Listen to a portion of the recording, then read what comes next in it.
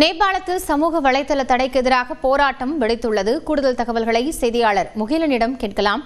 முகிலன், போராட்டம் வெடிக்கக்கூடிய சூழல் ஏற்பட்டிருக்கு, விவரங்கள் என்ன?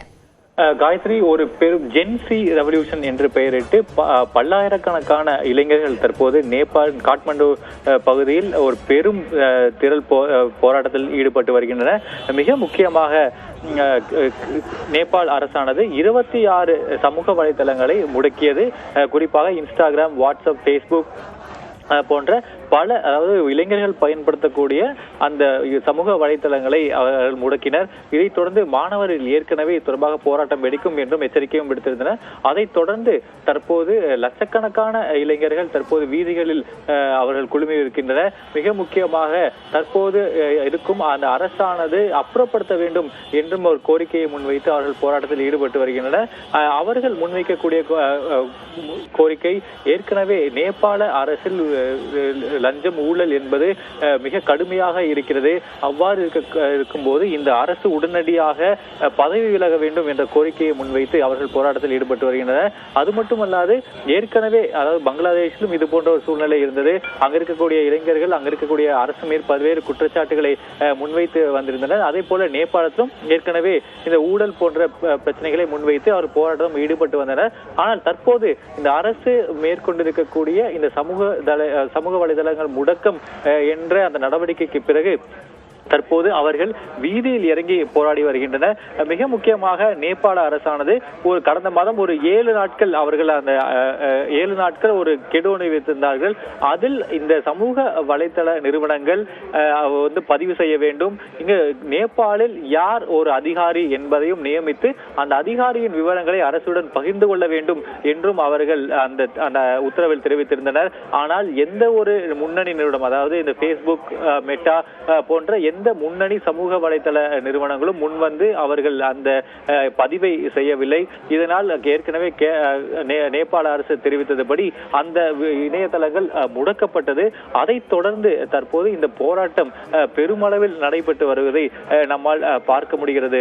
காயத்ரி, மிக முக்கியமாக மாணவர்கள் தற்போது இந்த சோசியல் மீடியா பேன் அதை அந்த அரசு அறிவித்ததை அடுத்து தற்போது அவர்கள் வீதியில் இறங்கி போராட ஆரம்பித்திருக்கின்றனர். மிக முக்கியமாக அவர்கள் எழுப்பும் அந்த கோஷமானது இந்த அரசு உடனடியாக அகற்றப்பட வேண்டும் என்ற ஒரு கோரிக்கையை முன்வைத்துதான் அவர்கள் இந்த போராட்டத்தில் ஈடுபட்டு வருகின்றனர். இதற்கு அவர்கள் ஜென்சி ரெவல்யூஷன் என்று பெயரிட்டு இந்த தொடர் போராட்டத்தில் ஈடுபட்டு வருகின்றனர். காயத்ரி, நன்றி முகிலன், இது குறித்து விவரங்களை இணைந்து வழங்கியமைக்காக.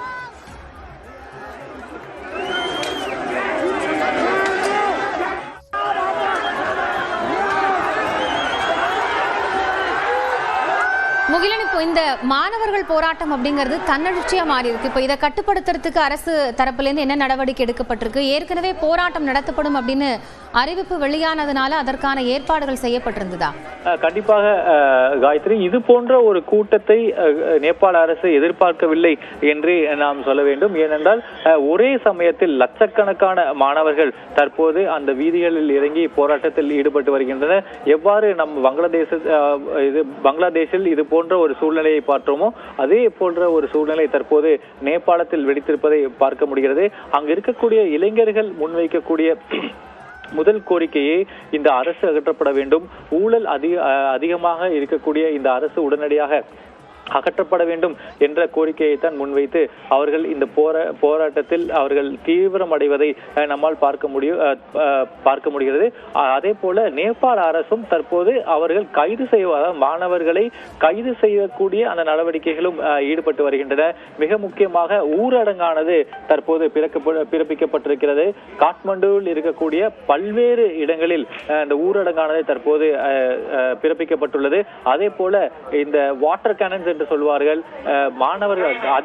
மாணவர்கள் கூடியிருக்கக்கூடிய இடத்தில் இந்த தண்ணீரை வேகமாக பீச்சி அடித்து அவர்களை அப்புறப்படுத்தக்கூடிய செயல்களிலும் தற்போது நேபாள அரசானது ஈடுபட்டு வருகிறது. கூட்டத்தை கலைப்பதற்கான நடவடிக்கைகளை நேபாள அரசு எடுத்து வந்தாலும் லட்சக்கணக்கான மாணவர்களும் இளைஞர்களும் தற்போது சாலைகளில் குழும்பியுள்ளதால் ஒரு நிலைமையானது கட்டுக்கடங்காமல் இருப்பதும் கையை மீறி சென்றிருப்பதையும் நம்மால் காட்சிகளில் பார்க்க முடிகிறது. காயத்ரி, நன்றி முகிலன், தற்போதைய விவரங்களை இணைந்து வழங்கியமைக்காக.